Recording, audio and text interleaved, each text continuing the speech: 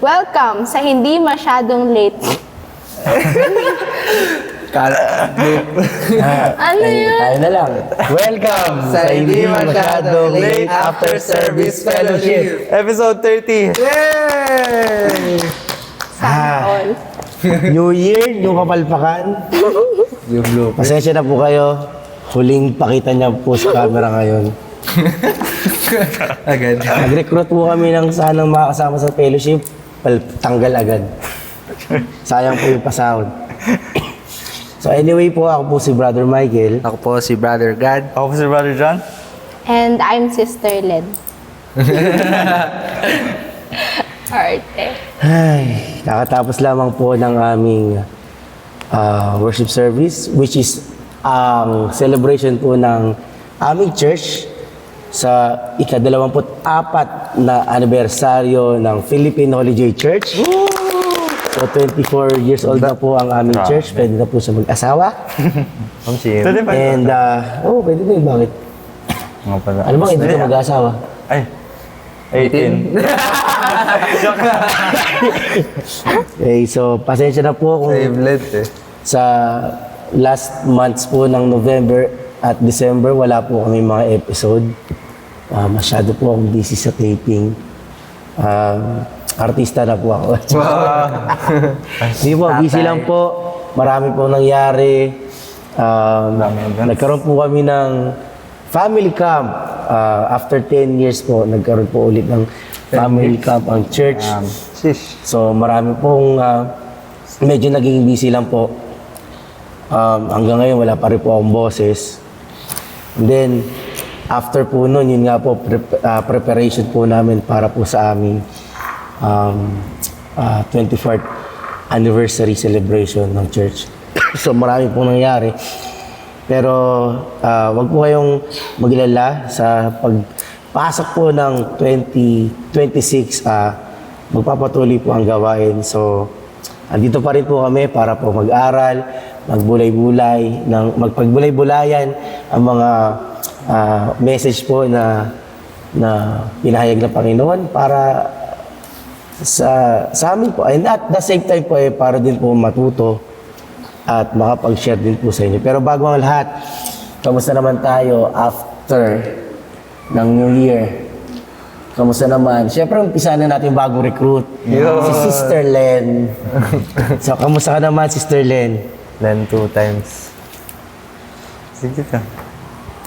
Pipi po siya dito.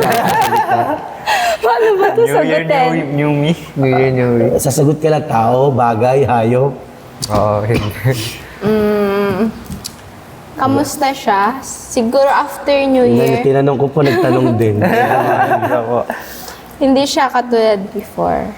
Kasi before, during New Year's Eve, nakikiisa ako sa labas. Isa ako sa mga Hindi mo papaputok. Ay, napabutok ka? Hindi, dati.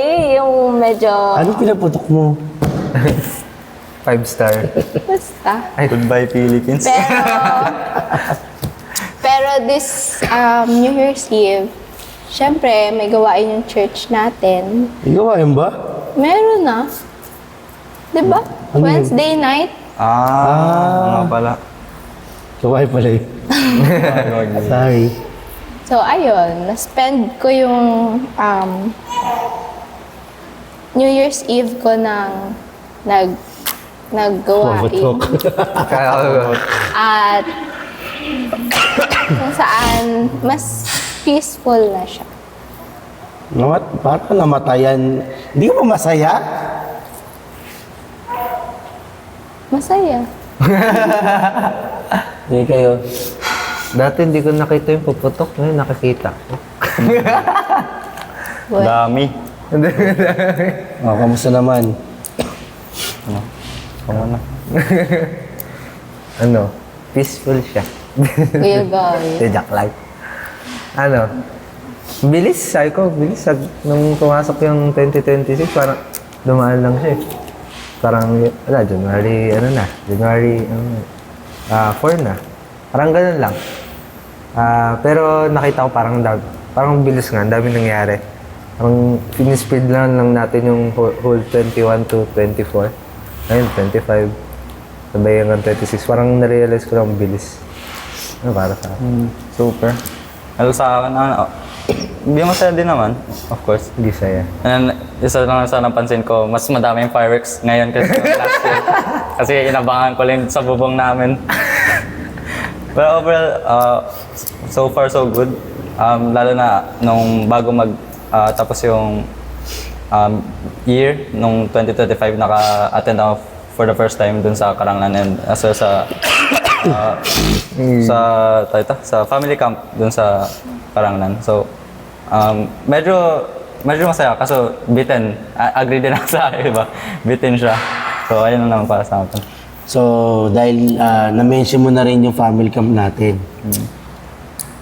ano naman ang masabi mo, meron ka bang may share na experience about sa iyong first time na pag-attend na family camp?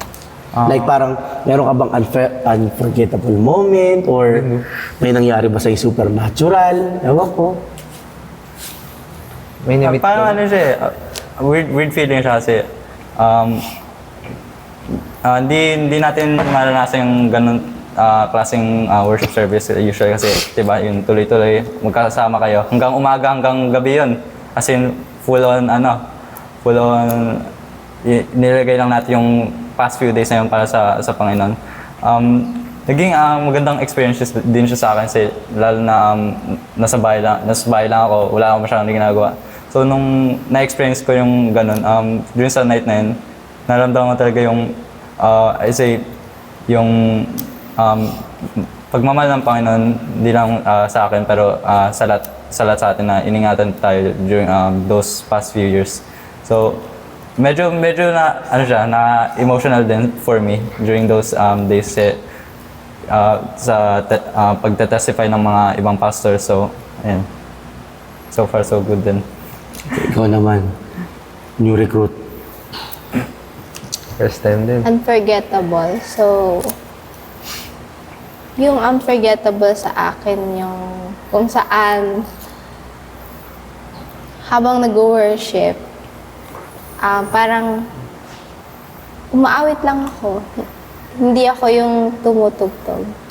That's why, dahil doon, mas lalo, parang nakapag-worship ako ng maayos. What I mean is, So anong Yung- tumutugtog ka?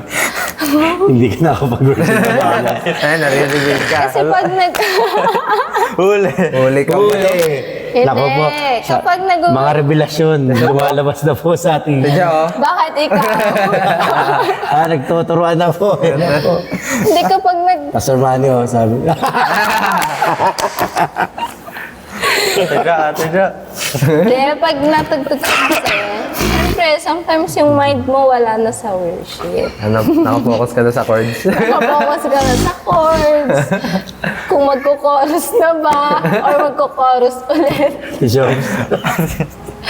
Pero pag, Balitaan ko this year. Take note po natin yung mga sinabi niya para in case po na may mag-comment po sa video natin, meron po tayong mga panglaban. I-quote on quote po natin. yun lang. Nakapag-worship naman. Ayun yung highlight na sa Highlight. Thankful po ako, di po ako nagpiano. Ikaw naman, Oo, pare. nakapag-worship ka ba na maayos? Oo. Weh. Sanay na. Ano, buhat na ko eh. Maayos na lang. Ano siya? Walang masagot. Masaya siya kasi. Nakapag-worship ka na yung maayos. Oh, Paano ba? Ang ganda, ang dami nangyari din those past 2 days or 3 days nga. Yung 3 days hindi counted as parang kalahati lang. 2 days na. Ay, isang araw nga siguro. But I would, Parang isang araw nga lang. Isa lang. would say na masaya siya na Kung sino po yung Ay, hindi. bumubuo ng management nung camp na yun, bitin. Pakidagdagan ng araw. ganda siya kasi Sabi po ni Brother Gedyon. wala, hindi. Hindi, bitin talaga siya. Kasi parang Ang ganda nga, parang yung kung sasabihin sa akin, tumatak sa akin. Kasi tintak sa atin doon na ano eh, di ba? As one body. Pinakita sa atin kung paano dapat tayo operate as a church. Napakasaya. Yung family camp na yun is hindi lang dahil magkakasama yung buong church, but ang ganda kasi may iba na revive, yung iba na iba nagkaroon ng revelations. But I can say na parang Anong revelation yun? yung ko. Ay, may nakita na bang bago? I would say parang kinausap ng Panginoon. But I would say parang para sa akin, nakita lang sa atin kung paano dapat mag-operate. Kaya nga tama yung suggestion ni Pastor Jong sa atin na kung pwede nga lang na mag-cultivate lang tayo sa church eh. Parang ganung moment lang kung saan sa umaga, worship service, di ba? Kain, worship service. Ang ganda ng flow natin nun eh. Tulog, worship service. Kasi pag nandito na tayo, di ba? Factor. Pero ang gandang ng sinabi sa atin, di ba, na kung saan araw-araw yung worship service natin bilang nga sa Temple of Christ. Di ba? So parang dun sa family camp, I think, sa akin, na-revive ako dun sa moment na yan. Lalo na yung tawag dito, yung night of grace natin, hindi ko makakalimutan. Kahit tumutugtog ako nun. I would say parang ang ganda ng tawag dito. Ang ganda ng pinahiwatig sa atin ng ating Panginoon nun. Once Philippine Holy Church, always a Philippine Holy Church. Ayun lang sa akin. Siguro sa akin naman yung masabi ko same thing din eh. Parang doon lang ako nakapag-worship ng maayos. Dito hindi. That's the truth. Which is true, parang siguro dahil nga after 10 long years, di ba? And doon ko ulit naranasan na the whole time na nag-worship tayo sa Panginoon, hindi ako humihinto sa pag-iyak. Kasi na-miss ko siya na parang ito na yung Kasi before that, nararamdaman ko na parang may kulang. Lalo na sa akin spiritually, parang nararamdaman ko na may kulang. Kaya pagdating sa cup, mas naramdaman ko na walang kulang, Michael. Hindi nagkulang. Ang tinitingnan ko na nagkulang ang Panginoon sa akin.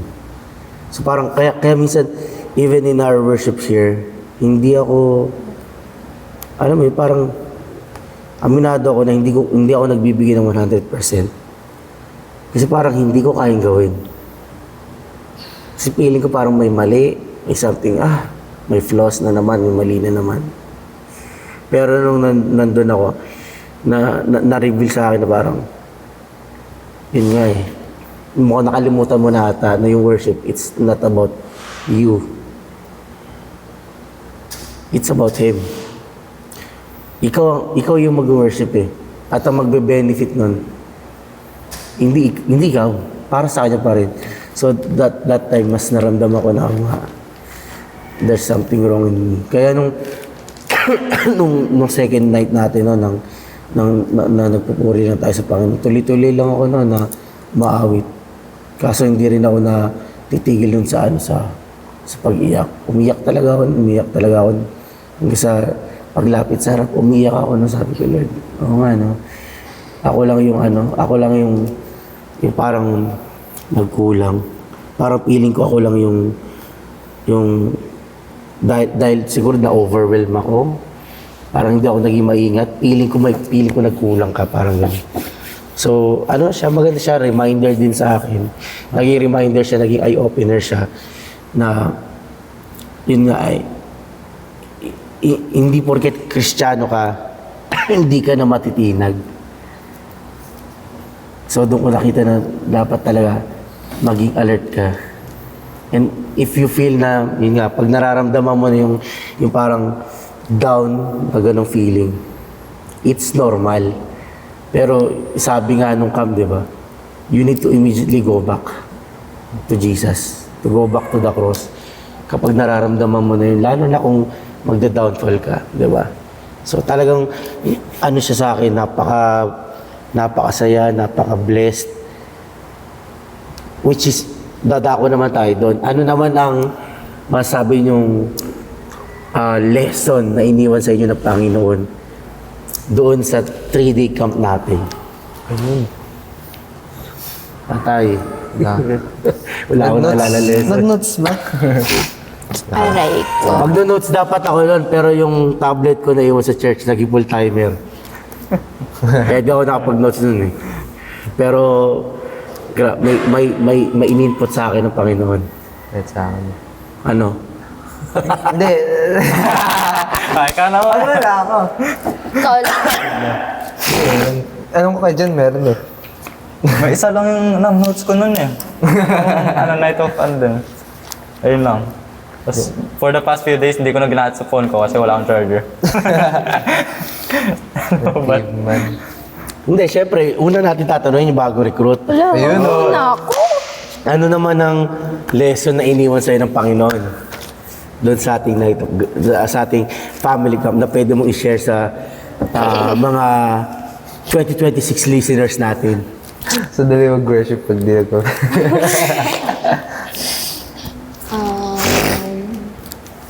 Pili ka, pili. Marami ah. Lo. Hindi ah. I think tawag dito. Diba nabanggit sa atin yung yung about sa Genesis. Yung ano? Genesis chapter 1, about creation. Kay? About creation. Oh. Naintindihan ko doon na hindi lang yun about sa mundo, kundi about din yun sa atin. Kung saan we started as nothing or walang liwanag, walang form. Na kung saan tawag dito, si God lang yung gumawa ng paraan or kalooban ng Diyos yung mga naganap or mga nangyari. Yun lang. Go, brother. yung siguro, isa sa mga nauna ko din, natandaan din siguro sa past few days na yun is tungkol sa paano tayo katulad ng kaganinang tinatopic din natin is tungkol sa God's love, kung paano din tayo pinili, di ba? Yung sabi nga ni Pastor Jong that yung PhD, pangalan doon ng PHAC ay nasa langit na, di ba? So, noong times na yun, siguro medyo natatawa kasi ayun yung isa sa mga unang binanggit ni Pastor Jong noon eh. Siyempre walang context, so at first naging confused ako kasi ano ibig sabihin nito? Automatic lahat na tayo ay ligtas, ganun ba? Pero no, habang nagpa-progress, binanggit doon na God chose us, di ba?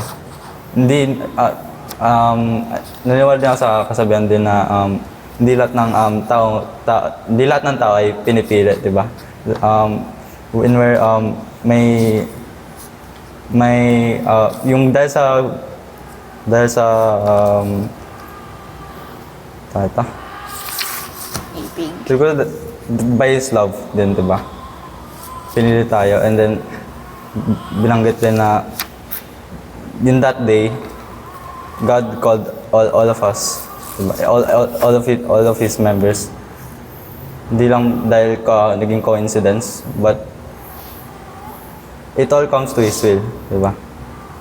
Ganun din sa gaya yung binabanggit ni Lenlen tungkol sa God's creation, na yung creation is not just simply creation, but kung intindihin natin mabuti, everything is done for His glory, di ba? Ito yung binabanggit ka kanina. Where, yung binamention ng creation doon, paano tayo personally, pinakita ng Diyos yung pagmamahal niya sa atin. So, ayun na din naman for me. Sa akin, nung nag-lesson sa akin dun sa family camp, I think, parang, na take for granted ko yung parang, na yung grace ng binigay sa atin ng ating Panginoon. I think, mahirap talaga pag nasa mundo eh. Once na involve ka dito, unti-unti nawawala yung joy of salvation. But I think nung nasa family camp, di naman dahil sa special event yun, but something just clicked na parang tinuro sa atin nga ni Pastor na wala talaga tayong magagawa. Kasi yung salvation natin hindi talaga sa atin eh. From Genesis na sinasabi and from John sinasabi, di ba? Na we really love the darkness. Kaya, paano pa tayo makakaiwalay sa ganung situation? Diba? Nakasabi pa nga doon na we even avoid the light and still choose the darkness. Kaya nga knowing na andun tayo and saying na yun nga, sabi ni Brother Jang na the name of the church, our church is already in heaven. Di siya parang hirap niya paniwalaan. But later on, diba, nung tinuro sa atin kung how God loves us, it became possible to believe na really yung... Kasi ang hirap sa tao is, we only believe pag nakikita natin. Diba? But many times parang tinuro sa atin na there's no... parang iba yung limit sa ating Panginoon. Kung saan sa atin, binibigyan natin siya ng limit sa mind natin. But makikita natin na grabe yung pagmamahal ng Panginoon, di ba? Na kung isipin mo from the beginning, di ba? Na itong church na to will be established na pupunta tayo dito. Really grabe yung love niya. And this, di ba, this 24 years na guide niya sa atin, he's still saying na it's really important to love. Di ba? Kasi kung tayo na tumanggap tayo ng grace, di ba? How much more dapat ibigay natin sa brothers and sisters natin yung tanggap natin love. So I think it's grabe yung yung pagbalik ng joy of salvation sa akin dun sa moment na yun kung saan we're very grateful sa nangyari sa atin kasi katulad sabi dyan, hindi lahat nakakasumpong ng ganito. Tas kung sa Panginoon alam niya na yung puso ng mga tao, diba? Being called is a very parang great blessing. Yan lang. Yung sinabi ni Jan, agree ako dun eh. Yun yung talagang na ano sa akin na kumbaga parang napaka-palad natin na isa tayo sa mga tinawag ng Panginoon o niloob ng Diyos na makilala ang Panginoon Jesus. Why? Kasi sabi kasi sa John chapter 6, di ba? Kung hindi ako nagkakamali. Ang gumagawa ng paraan para ang isang tao ay makalapit sa Panginoon Jesus, wala iba kundi ang Diyos Ama. Meaning, talagang by grace. Kaya nung sinabi ng pastor natin na yung pangalan ng church natin nakasulat na sa langit. Nakasulat na sa langit. Medyo skeptical pa ako na parang really, parang imposible. Titignan mo pa lang sarili. Parang talaga, Holy Joy, nasa langit, yung pangalan ng Holy Joy nasa langit na. Paano yung mga membro na wala? Yung ang dami tumatakbo sa akin that time. Pero yun nga hindi siya yung hindi siya yung pangalan ng church. Kundi kung sino yung nasa Holy Joy. Kasi sabi nga dun, di ba? Once na yung pangalan mo nasa aklat ng buhay, hindi ka hayaan ng Panginoon na mawala hindi hayaan ng Panginoon na yung pangalan mo mawala doon sa aklat. And we experience through the camp, we saw it. We learned that it is God who made a way. Especially, kung babalikan natin yung topic ngayon, yung explanation sa Genesis na hindi lamang siya tumutukoy sa creation.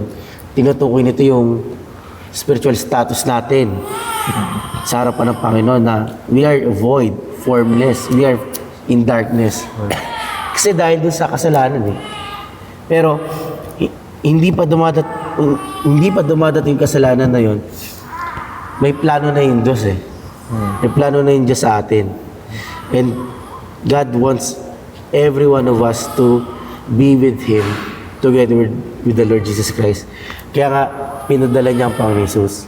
And it is, kumbaga, our, part to know Him more. Kaya nga, doon pumasok sa akin na tama nga yung topic natin last year, na ang theme ng church natin is a church that stands firm in Christ. Doon ko na-realize yun kasi tingnan mo, ang daming, ewan ko sa inyo, pero I myself, ang dami ko naranasang struggle, experience, hardship, and trial last year before yung family camp. Dito. Ang dami. Hindi lang internal struggle yon, may outside struggle pa. Marami eh. Pero, yun nga eh, ang question pa rin doon, bakit ka pa rin nag-i-stay? Di ba? Dumating nga sa punto na tinanong tayo ng, pag linggo, ano ginagawa mo? Di ba, minsan hindi mo namamalayan, parang automatic ka na lang babangon. Automatic ka maliligo, magbibis, magre-ready. Saan pupunta? Sa church. Naging daily routine na lang ba siya? Or may something talaga special, diba, na may kumikilos spiritually. Kasi ayaw ng Panginoon na mawala ka eh. Pero sabi nyo nga, diba, meron pa rin tayo tinatawag na free will. Kung ayaw mo, hindi ka pipilitin ng Diyos. Pero ang plano ng Diyos generally, lahat tayo makasama niya. Kasi sobrang blessed ako nun ha. Oo nga, no?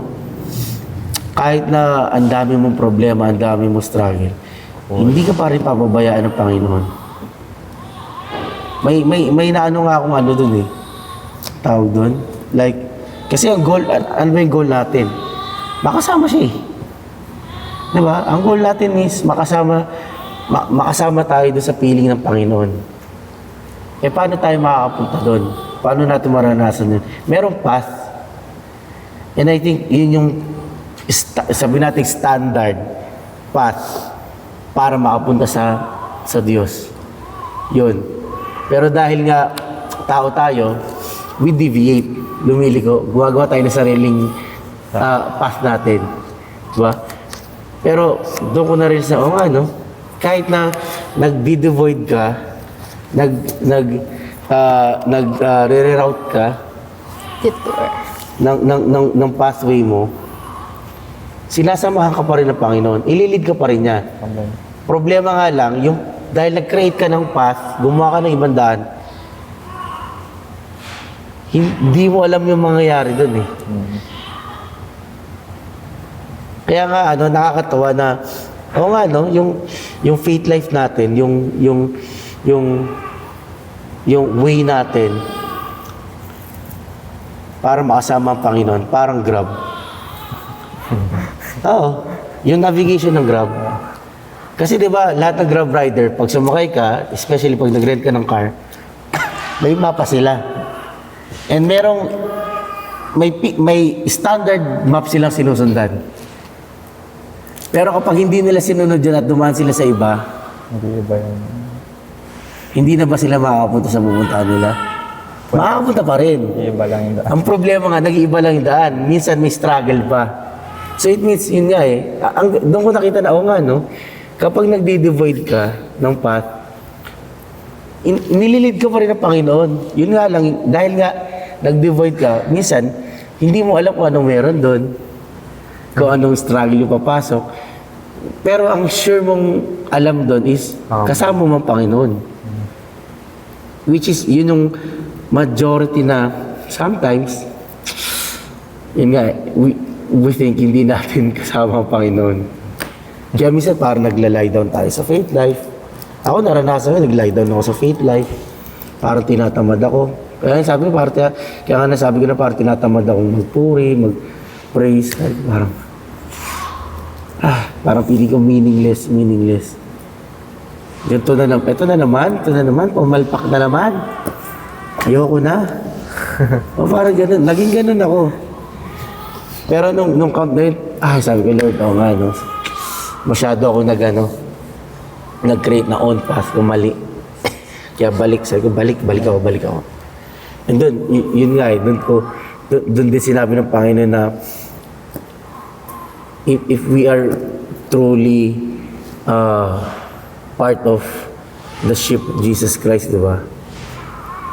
Of course, dapat mag-ibigan din tayo.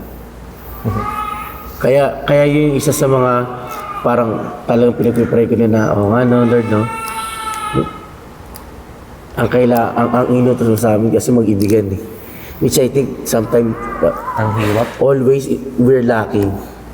Kaya nung time na yun, sabi ko, kaya nung pagtapos ng family camp na yun, nung bumaba tayo, nung nagkaroon ng internet ako, nagka-signal na yung cellphone ko noon. Agad ako nagpaalam sa mga kaibigan ko sa sanlibutan. It's a hard decision para sa akin. Kasi sa totoo lang, mas masaya akong kasama sila.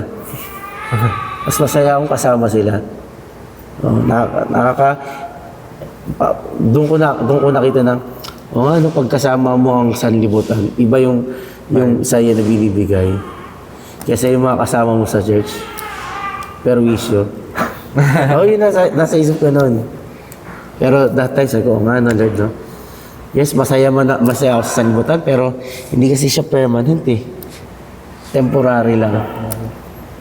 And ang worst pa nun, alam ko saan ako pupunta. Pero tinutuloy ko pa rin.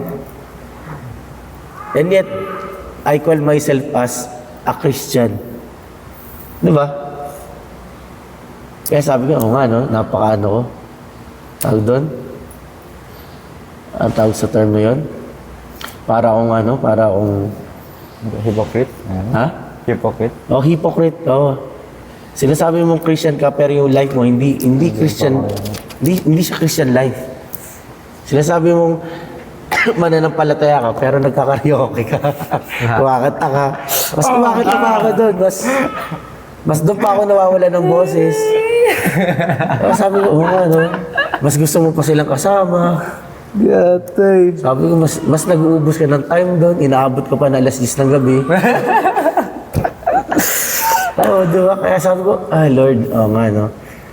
Kaya siya nag-pray talaga ako noon, and then nagpaalam ako ng maayos. Mahirap siya. Pero kailangan eh. And I hope nga, kung lulobin ng Panginoon na ma-meet ko sila ulit. Ang gusto ko mabahaginan sila. Because I want them also to experience the grace of God. Diba? Although lagi nila sinasabi, naman sila, Christian sila, mananampalataya sila, pero alam mo yun eh, kasi nasa sanlibutan, alam mo yun. Nagki-Christian-Christianan ka lang kasi Fake ID? fake ID lang, di ba? Sure. Kaya naging siya sa akin, yun yan na nawaloobin ng Panginoon na makausap ko sila or ma-meet ko sila, madala sila sa church kahit one time lang. Kaya napaka-blessed nung camp na yun, nung family camp. Ang dami, nakapagbigay rin tayo ng, kumbaga, nakapag-pep talk tayo sa mga kapatid natin sa pananampalataya. Although, nakakalungkot lang. Ako nalulungkot. Nalulungkot ako. Masaya tayo sa nangyari family camp. At the same time, nalulungkot ako doon. Kasi, ewan ko lang sa inyo may nakilala ba kasi sa church? Wala. Meron. Naka-interrupt lang. Di ba? Kasi sa totoo lang, hindi tayo nagkaroon ng fellowship sa ibang church. Wala nga. Although, isang buong holiday tayo, tapos iba-ibang branch. Ang problema, para pa rin tayo iba-ibang church. Ay, wala nga. Siguro dahil ba yun sa araw? Dahil almost one day lang tayo? I don't know. Pero, I think yun yung kailangan natin eh. Sayang kasi di ba, paano natin i-express yung love? Kung yung mamahalin lang natin, ka-churchmate na natin, nakikita na, nakakasawa na nga eh. Lagi mo nakikita. Di ba? Kaya bitin. Although may kakilala ko sa ibang church, hindi counted yun eh. Tagal ko nang kilala eh. Paano yung iba? Bago. Ewan ko nga kasi, di ba, nasa tent tayo, nag-tent tayo nun eh. Meron tayong ka-tent na taga-ibang church. Hindi ko man nag-greet, hindi ko man nakilala. Kayo ba nag-greet nyo? Nasa tapat pa nga sila ng entrance mismo eh. Oo, hindi lang yun, pati nasa tabi namin. Ay, sa nga pala. Oo, sa likod nila mama mo. Oo. Oo. Dami doon. Di ba? So parang, ako pa ang nahiya na parang, naiparamdam ko na parang others sila.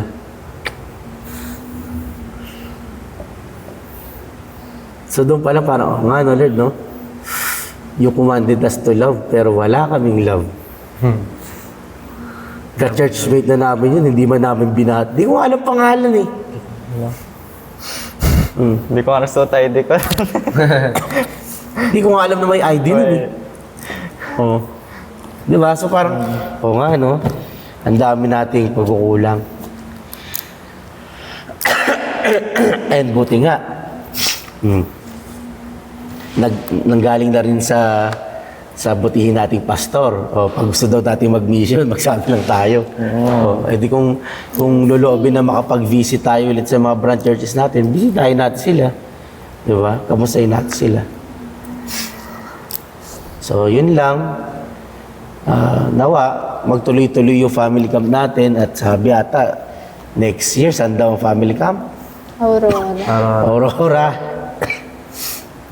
Sa kaya tayo doon. Sa dagat. Parang mas nasusulit ko sa Aurora kaysa Karanglan eh. Parang gusto ko balik sa Karanglan. Kasi ilang araw kayo doon eh. Oh. Dito.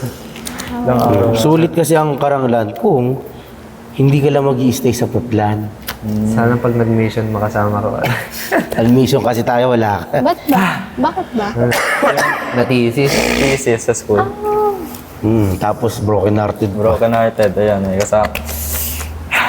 Ngayon, free na ako. Hey, free! Ngayon 2026. Ang theme ng church natin ay Be like Christ. Christ like faith. Curse like Be faith. like Christ. Be like Christ. Ano Sarili ko, Uli ka ba? Opo. Ang theme ng church natin ay Faith like Christ. Faith like. Christ like Christ like faith. Christ like faith. Ang gulo kasi ba't ganun? Christ like faith, di ba? Which is true. Di ba? Kung talagang inaangkin natin na tayo ay kabiling kay Kristo at si Kristo ay nananahan sa atin, dapat yung pananampalataya ni Kristo yung taglay natin.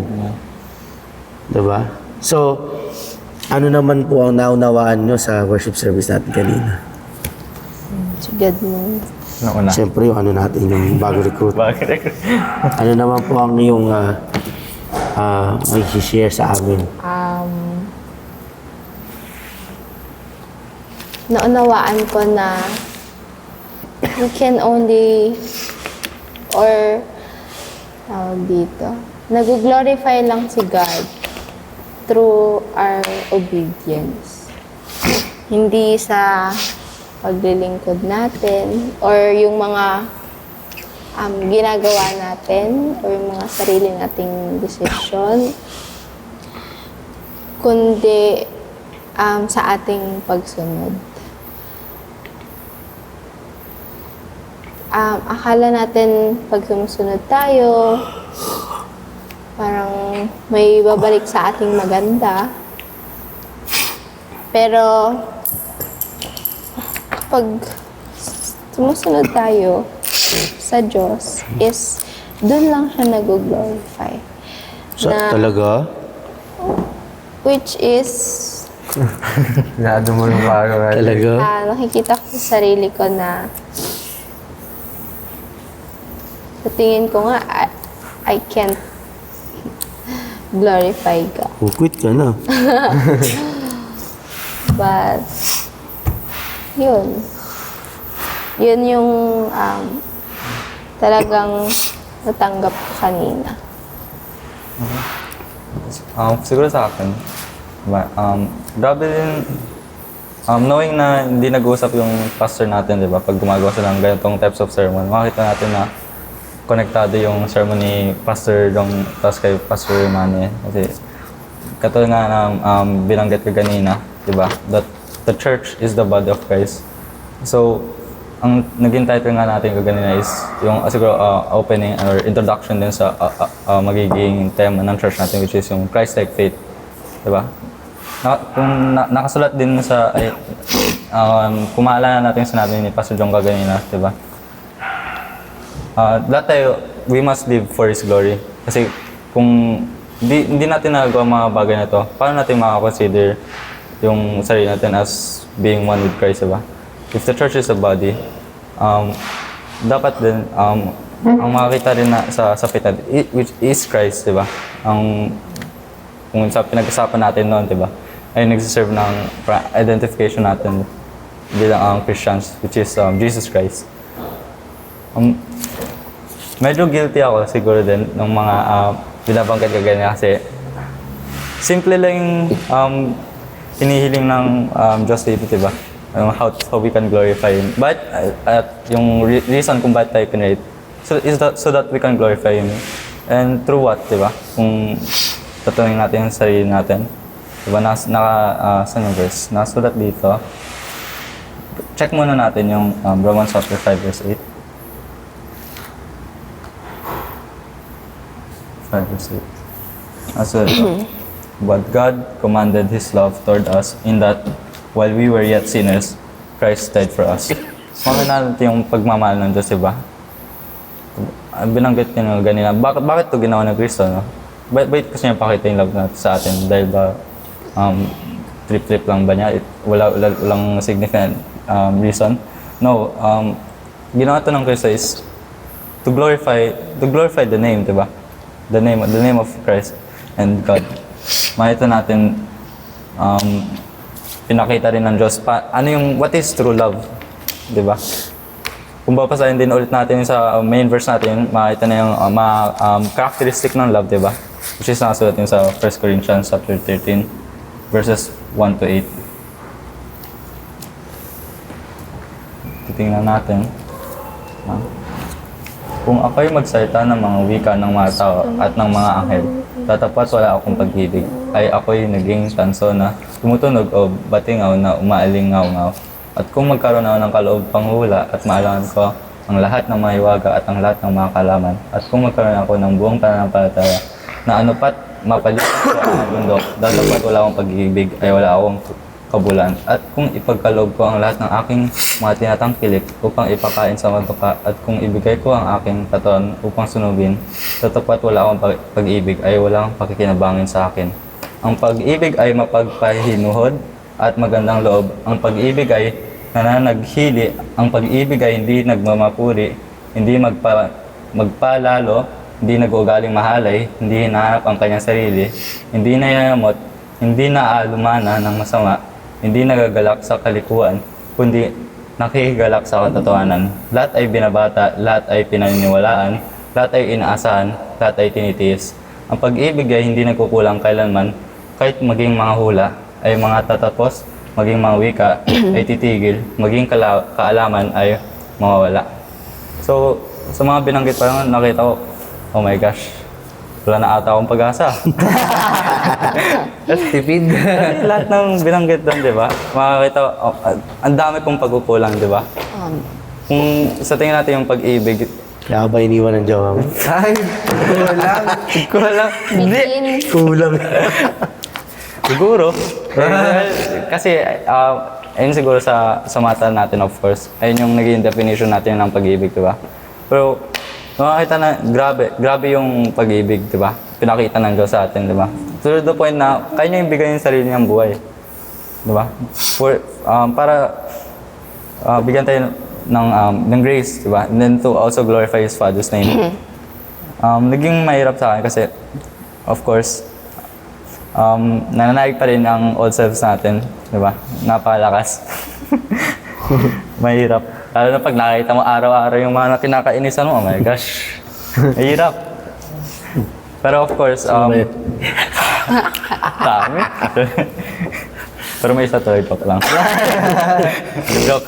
Pero of course, patuloy pa rin na pinapalaan ko yung sarili kasi kahit na ganun kong biglaan, di ba?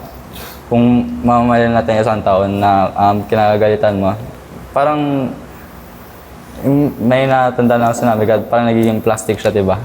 So, mas in my case, siguro yung ginagawa ko for now is much better na kahit na mabigyan ko lang sila ng care, siguro by praying for them, di ba? And then, hindi totally na pinupulat ko yung galit sa nila or ganun stuff. Okay na. Hindi pa rin okay. Kasi kulang pa rin, di ba? Pero siguro yun yung tinitake kong process, di ba? Kasi ayun yung inutos ni Lord, di ba? Is to love one another so that we can glorify the Lord. Kasi kung makita natin sa mga Bible verses, kung ano man gaano mo iniibig yung sarili mo, ganun din yung gawin mo sa iyong mga kapwa. And then through that, parang you're not just doing this for him, but ganito mo rin, diba sinasabi doon, ganito mo paano pinapakita yung love mo through Christ. So, do all of those things to glorify the Lord, diba? Isipin mo na yung ginagawa mo. If it's for the Lord or para ba ito sa sarili mong glorification. Kasi naging guilty rin ako. Binabanggit ni Pastor John din, diba? Kung noon, paano niya inibig na ma-put yung parang respect sa kanya, diba? Lagi niya ninanais magkaroon ng respect. Nakikita ko rin yung sarili ko through that. Minsan, masyado na nagiging mayabang tayo. Naging mayabang ako, ganun.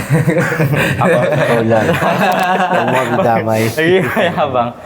So, grabe yung nagiging revelation every time na nakarinig tayo ng Word of God. So, hopefully, ina-encourage ko kung may nanonood din dito is to take notes every time na tayo, kakaroon ng mga gatong gawain or worship service.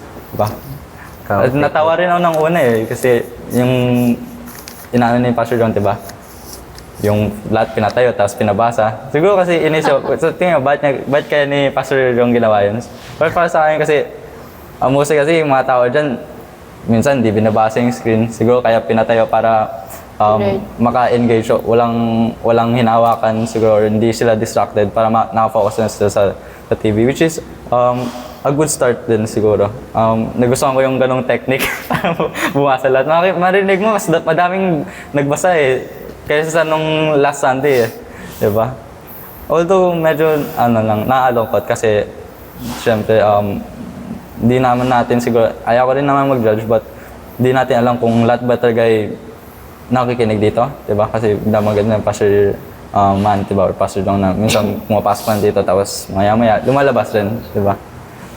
Siguro ganun na din na naging revelation sa akin, which is to love one another so that we can glorify the Lord. Yan na nga. Wow, love.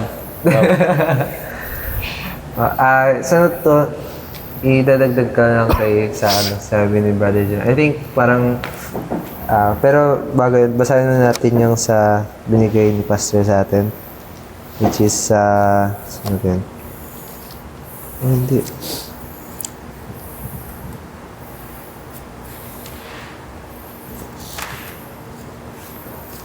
Dito tayo. Sa Ezekiel chapter 28. Verse 15.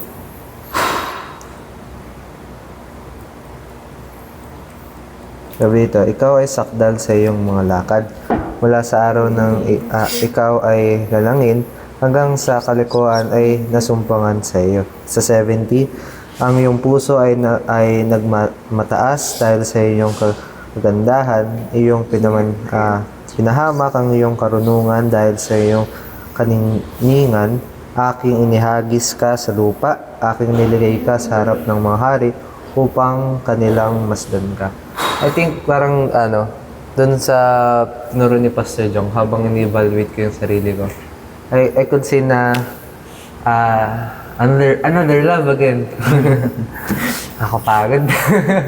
At alam mo yun, that's the point na every time dapat na we hear na we need to love our brothers and sisters, dapat makita talaga natin na it's hard talaga. Ay, tahir talaga. Kasi pag nakikita mo yung, di yun sa pero I could say na, alam mo yun, I can say na you're pretty close to people. Parang kasi iba yung sabihin, iba yung, para sa akin, iba yung naging concept ko ng love But diba, nilayout sa atin sa Corinthians, 1 Corinthians yung what love is, diba? But makikita mo yung impact ng love. Na ang sakit nga nun na, yes, sabihin natin naglilingkod ka, you pray every day, diba? But diba, sabi dun, without love, it's nothing lang. So, alam mo yun, napahiwatig sa atin kung gaano ka-importante yung love. But katulad ng sabi ni Jan, knowing ourselves, ayun yung number 1 na pinagkukulangan natin na we really lack in love. Kung saan ang love natin is iba sa love ng Panginoon. Kaya nga habang listening to sa sinasabi ng Panginoon, ganun tayo, katulad ng sa Ezekiel. We're very high on our thinking on ourselves. Kung saan grabe yung gusto natin yung respect para sa sarili natin. Diba? Na unting lang sa atin, we get upset. It's really hard. Na, totoo yun, diba? Sinasabi sa atin ni Pastor Jong na sa buhay natin, na ang hirap talaga, pag sa iba, ang dali magbigay, lalo sa family natin, diba? Diba? Kung sa mga magulang natin, kung may pera man tayo, pwede tayo magbigay. Pero pag sa church, diba? Ang hirap Knowing na brothers, sisters mo naman sila. Diba? I think that's the point na makita talaga natin na hindi talaga natin kaya. Alam mo, katulad ng sinabi sa family camp na true old self, hindi talaga natin kayang mahalin sila. Alam mo, we can say na pwede natin ipakita, but alam mo, yung tinatawag natin na plastic na plastikan na Diba? But iba pag si Jesus Christ yung nanguna sa atin, which is iba na pag namatay yung luma natin pagkatao. So I think na knowing na we need to glorify God through love, I think ang mahirap yun pag buhay pa yung luma natin pagkatao. Yun lang sa akin. Yun nga Siguro kaya para ma-attain natin yung pinaka mimithi natin minimithi. yung pinaka dinidesire natin na faith, di ba? Which yung faith ni Jesus Christ. Kailangan kasi natin maunawahan. Paano ba nagmanifesto yung faith ni Jesus Christ? And the answer is love. Di ba? Kasi sa whole ministry or sa whole life ni Jesus Christ, walang ginawa si Jesus Christ kundi i-showcase yung love Yun yung reason. That's the reason bakit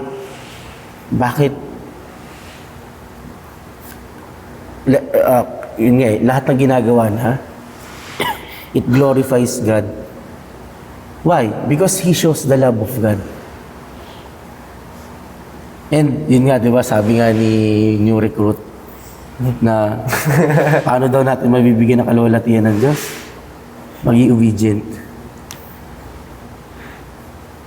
Pero hindi lahat obedient, honest. Kasi pag sinabi mo obedient, masunurin ka. Pero hindi porket masunurin ka, may pag-ibig ka. Marami akong kilalang yaya, masunurin sa amo. Pero galit sa amo. Ayaw nung Di ba? Kaya nga masabi natin na I think yung in-example ni Pastor Jong sa atin ng Friday, yung the prodigal son, di ba? Na wag natin tignan yung anak na bumalik. Ang tignan natin yung kuya niya. Yung kasama ng Diyos. Di ba? Bakit ganun yung mindset niya na Di ba, doon ko na-realize, kapatid naman yung bumalik, pero ba't galit na galit siya? And ngayon ko lang na-realize, wala siyang love. Hindi niya mahal yung kapatid niya. And I think, lahat tayo na Christian.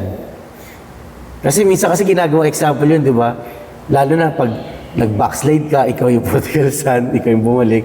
Amen. O may mga kapatiran tayong bumalik, prodigal son. Pero hindi natin nare-realize, tayo na hindi nawala, tayo yung panganay. Wala tayong love. And I think, kasama niya ang Diyos. Nasa kanya na lahat, pero wala siyang love sa kapatid niya. And I think yun yung yun yung pinapaunawa sa atin ng Diyos ngayon.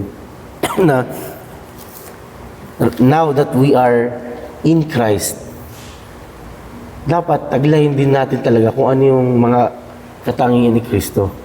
Hindi porket sinasabi mong nasa iyo na si Kristo, nananahan na sa'yo si Kristo, pero yung pananampalataya ni Kristo hindi nakikita sa'yo. And what is the evidence of the faith of Jesus Christ? It's love. Diba? Yun eh. Ngayon, syempre, itatanong mo naman, ano bang klase ng pag-ibig meron si Jesus Christ? Condition. Doon papasok ngayon yung main verse natin. In 1 Corinthians chapter 13, which describes ano ba ang katangian ng love. Grabe nga eh. Doon pala sa unang kategory, hindi ko bagsak na tayo lahat eh. Love is patient. Diba? Sa verse 4, diba? And it's kind. Sabi dyan eh. Sabi kasi dito, sabi kasi sa Tagalog, ang pag-ibig ay mapagpahinuhod. Aray ko. Ano ba sa ano yun? Patient. Patient. Mapagpasensya. Wala na. Bagsak agad. Aray ko. Di makapag... Doon pa lang, unang category pa lang eh. Tayo, magpasensya. No chance. Di ba? Doon pa lang, bagsak na tayo eh. Cup. Unang category pa lang. Ano pa ba yung sumunod? Love is kind. Sabi doon, magandang loob. Ano ba yung kind? Ano ba yung kind? Aray ko. Sabi dito, Kind sa umaga.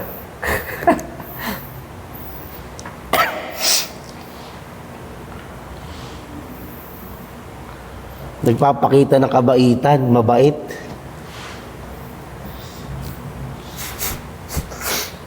Pwede natin sabihin mapagbigay, kasi kind eh. Mapagbigay ka ba? O ikaw yung gusto mong binibigyan? Diba, grabe yung category ng love dito. Diba? Sabi pa doon, gamitin na lang natin yung Tagalog. Ang pag-ibig hindi na naghili. Envy? Diba? Doesn't envy. Oo, hindi envious. Tatanim. Ano yung sabihin ng envious? May ingat. Oo, inggitero. Hindi. Family pa naman ako nung sana. Diba? Grabe yung mga yung category ng love dito eh. Diba? Ang pag-ibig ay hindi nagmamapuri. Ay! Ay, naku. Wala na talaga. Gatay. Stuck na ako, di ba? Sino ba dito yung mga nanligaw? Ganto ko tang kamaha. I move the mountains for you. Diba? Or the Grabe. stores.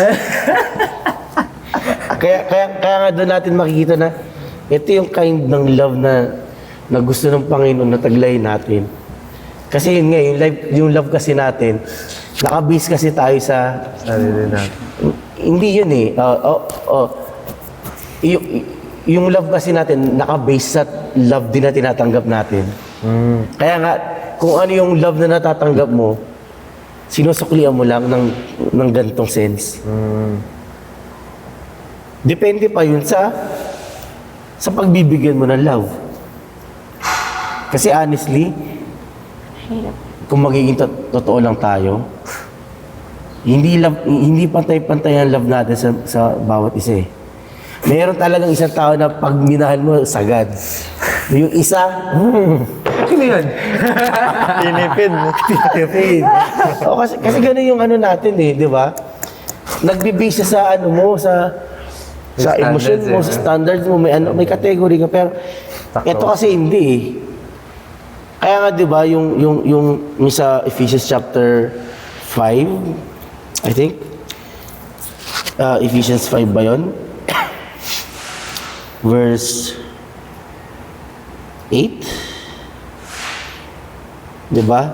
Na kung paano pinakita ng Diyos yung pag-ibig niya sa atin, di ba? Di ba?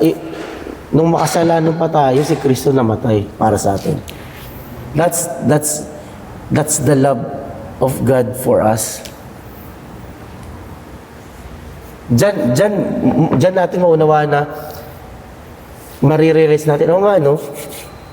Sa pagpapaliwanag pa lang na nung tayo makasalanan pa, namatay na si Kristo para sa atin. It means, hindi pa tayo nagde-declare ng love kay God, love na niya tayo. Hindi pa tayo nagde-decide, love na niya tayo. At hindi lang niya sinabi, ginawa na niya. Pinakita na niya. Gosh. Kaya nga, doon sa Matthew chapter 5 verse 16, di ba? Doon ngayon tayo mapupunta na ito yung dapat natin gawin. Paano natin mabibigyan ng kalawalatian ng Diyos? Di ba? Ito yung sinasabi na paano natin maluluwalhati ang Diyos? Yung Diyos Ama natin na nasa langit. Sabi dito, lumiwanag na gayon ang inyong ilaw sa harap ng mga tao upang makita nila ang inyong mabubuting gawa at kanilang luwalhatiin ang inyong Ama na nasa langit. So here, paano daw maluluwalhati ang Ama? Diba? We need to shine. Pero, ibig sabihin na ba nun, tayo ang dapat magliwanag? No. Sino ba yung light? It's Jesus. So it meaning, when Jesus Christ commanded these words or says these words na we need to shine, Jesus Christ is saying that let my light shine through you. So that yung mga tao makakita sa iyo ng mga ginagawa mong mabubuting gawa, luluwalhatiin nila ang Diyos sa pamamagitan nun. Kaya nga doon papasok, ano ba itong mga mabubuting gawa na to? Di ba? Kaya binigay na verse yun sa 1 Corinthians chapter 10 verse 31, di ba? Sabi dito, kung kayo nagsisikain man o nagsisiinom man o ano man ang inyong ginagawa, gawin ninyo ang lahat sa ikaluluwalhati ng Diyos. I think ito yung mga mabubuting gawa. Kaya nga sabi dito, whether you eat, whether you drink, ano man yung ginagawa mo, ito yung mabubuting gawa. Why? Because you are letting Jesus Christ shine through you. Kaya nga doon natin makikita, di ba, bakit naluwalhati ang Diyos kay Jesus Christ? Because lahat ng ginawa ng Panginoon Jesus, it's considered good works. Yun yung mga mabubuting gawa. We can name a few, di ba? Ano ba mga ginawa ng Panginoon? Nagpagaling, palayas ng demonyo, nangaral, tumulong, nagpakain, di ba? Pero higit sa lahat, He gave His life. Hindi lang to those people, for all people. That's love. Kaya nga, bago mamatay ang Panginoon, yun yung kinaman niya sa atin, di ba? You need to love one another. To the point na kaya mo nang i-lay down yung life mo. yun yung masasabi natin na true love. Kaya, I think yun yung kailangan natin, yun yung nais ng Diyos na ma-attain natin. If we really want to have that Christ-like faith, we need to have that love like Christ. Di ba? Kaya, yun nga i-evaluate mo talaga yung sarili mo. Oo, i-evaluate ko talaga siya. Kaya nga siya, yun yung naging yun yung naging struggle ko nung camp na, nga no, kailangan mo talaga mag-repent. Kasi mali yung pangunawa mo ng love eh. Mali eh. Ang hirap ang hirap nun. Lalo na pag sinabing yung tatanggapin mong love kay Jesus Christ. Actually, ano nangyari yun? Yung pinakayo ko tao, nakausap ko. Ang hirap. Sabi ko, Lord, ito na naman. Ang hirap na mahalin, Lord. Sabi ko, Lord, ang hirap. Pero kailangan kailangan ko siyang mahalin. Kasi gusto kong mabigyan ng kalawalatian ng Diyos eh. Paano ko lang siya malululati? If you let Jesus Christ shine.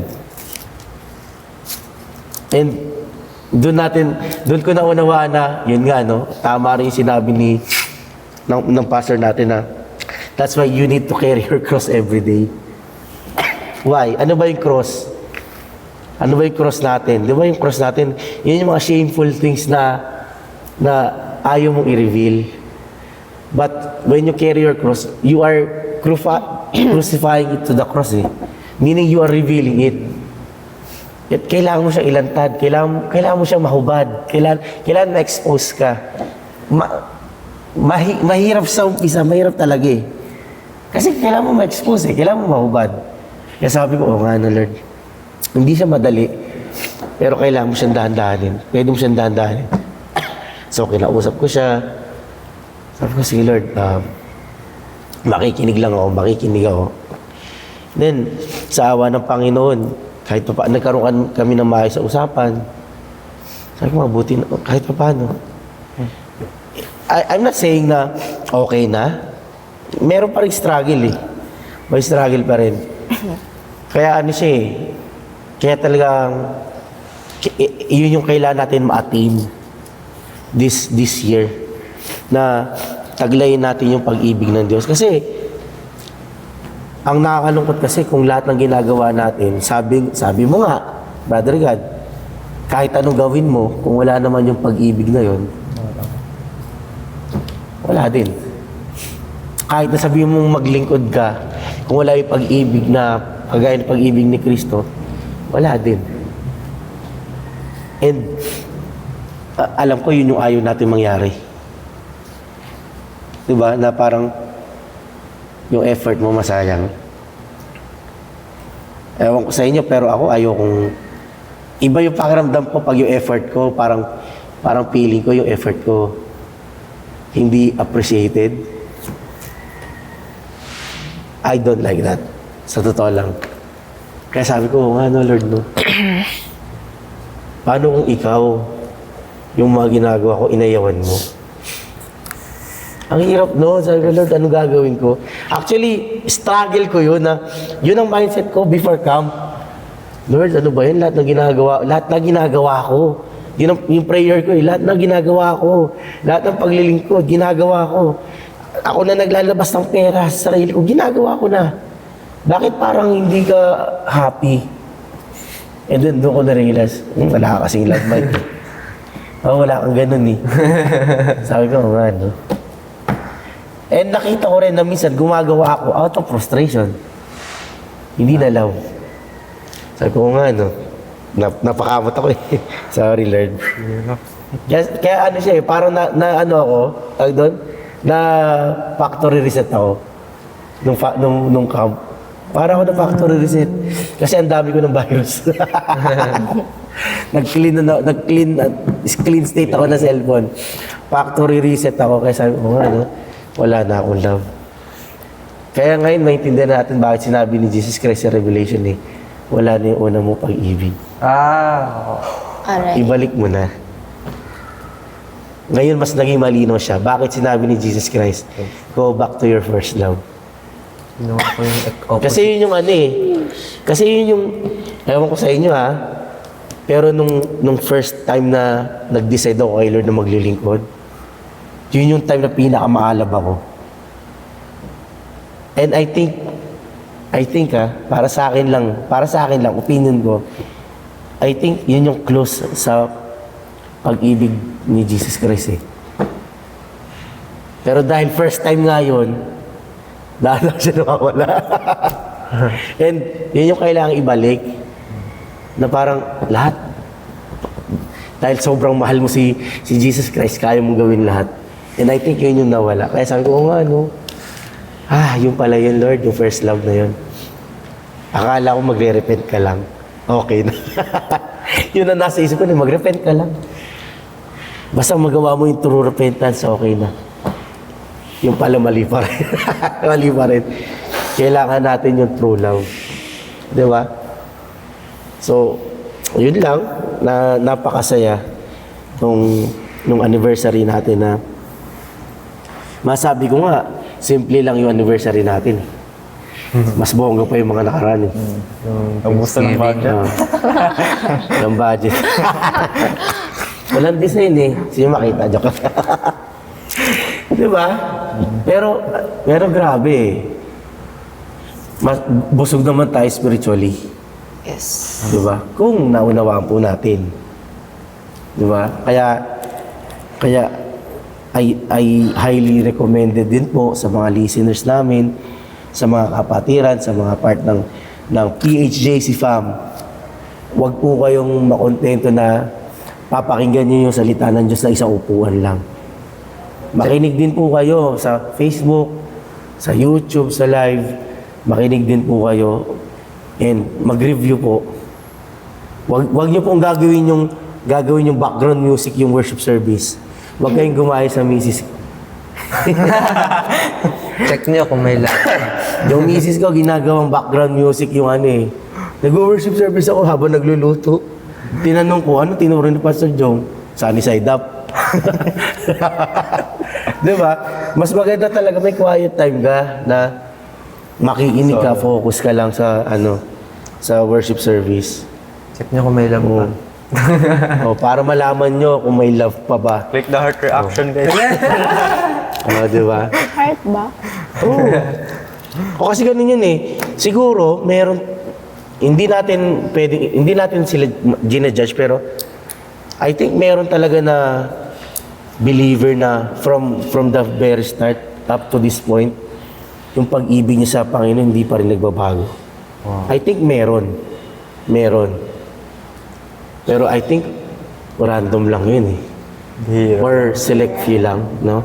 Na from the start to finish, yung love niya hindi nagbabago. Nakakaingit yun. Di ba? Nakakaingit. Sana lahat tayo ganun, di ba? Sa school, opposite ginawa ako eh. Di ba? Ganun sana. Naging ano kasi. Basta may faith, okay na. Di ba? Yung pala, walang love. Kasi di ba? Yun nga eh. Kasi yung faith natin, tama mga pastors natin. Ang faith natin, kailangan natin yung faith natin hanggang sa pagdating ni Jesus Christ. Pero pag kasama na natin si Jesus Christ, hindi na kailangan ng faith. Kasama mo na si Jesus Christ eh. Kaya nga may faith. Di ba? Kasi hindi, kasama na eh. Kasama mo na siya. Nakita mo na, wala. Kaya nga di ba kung babalikan natin yung 1 Corinthians chapter 13 verse 13, yung last verse. Kaya sinabi dun eh, natapat ngayon nananatili ang tatlong ito. Ang pananampalataya, ang pag-asa, at ang pag-ibig. Ibig sabihin, up to this point, dapat yung tatlo, meron tayo. Pero yung kasunod nun, ngunit ang pinakadakila sa mga ito ay ang pag-ibig. Love. Kasi tingnan mo, kung si Jesus Christ dumating na dito sa atin, ano pang sense ng pananampalataya? Nandito na siya. Yung pag-asa, ano sense din ng pag-asa pag nandito na siya? Doon na nga. Kaya nga tayo umahawak sa pag-asa na yun kasi naghihintay tayo sa Kanya. Di ba? Pero yung pag-ibig kasi hanggang sa heaven, Kailangan. love eh. Diyan. Kaya nga di ba, nasabi sa atin yun, di ba? Wala tayong gagawin sa langit kundi magpuri. To show our love. Pero kung ngayon pa lang dito sa lupa, tamad ka na, magpuri, umawit, hindi ka welcome sa langit. Kasi sa langit, bawal tahimik.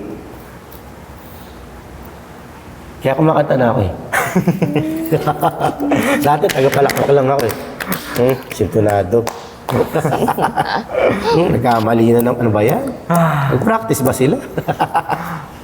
Kaya ngayon, kumakanta na rin ako. Oo, naging, ano ko yun? I love you, Lord! Kumakanta na ako. Kahit na hindi ko trip yung kanta. Natetest ang love. Kailangan eh. Diba? Oh. At kung mahal niyo po ang Panginoon, i-share niyo po yung video na to. Oh, kasi sabi ni Lord, di ba? Inutusan tayo ng Panginoon. Share the gospel. Share the Not like the gospel. Kaya i-share niyo po, mga kapatid. Para marami pa po tayong mga souls na ma-reach out. Marami pa mga kaluluwa makapakinig. Kasi malay natin, may masyaran lang tayo na kaluluwa, makakilala siya, manampalataya siya. Di ba? Hindi naman nila kailangan pumunta dito. Ang importante, manampalataya siya. Makilala nila yung pag-ibig ng Diyos. Di ba? Yun lang yung kailangan natin. So, yun lang po. At napakasaya po ng unang podcast episode this year, 2026. At sana po makapagpatuloy pa, marami pa tayong episodes na magawa. At makasama natin matagal ang aming new recruit. Mag-abroad na ata ito eh. Hindi ko alam. Pero bago po kayong paalam, tayo po yung manalangin po muna bilang pagtatapos. Sige, Brother John, ilit mo yung prayer natin. Tayo po yung manalangin. Mga Diyos, patuloy kami nagpapasat sa mga araw, na binigyan niyo kami mga mali ng pagkatama upang pagkaluwalhati ang mga aming pangalan, na patuloy kami gagabi, sa gawain ng Ama, at ihanda ang mga puso at isipan, sa iyong mga salita, pati turuan kami, maging masunod sa iyong mga salita, turuan niyo kami paano magmahal, gaya ng pagmahal na pinakita niyo sa amin, patuloy ko din namin, pinagdasal, mga nakikinig, Ama, tulungan niyo po sila, Ama, na maintindihan, buksan ang kanilang puso at isipan, sa inyong mga salita, patuloy niyo kami din, gabayang protektahan, at intindi ang bating mga salita, patuloy niyo kami, gabayang, in Jesus' name we pray. Amen. Magandang hapon po and God bless. Goodbye. Bye. Bye.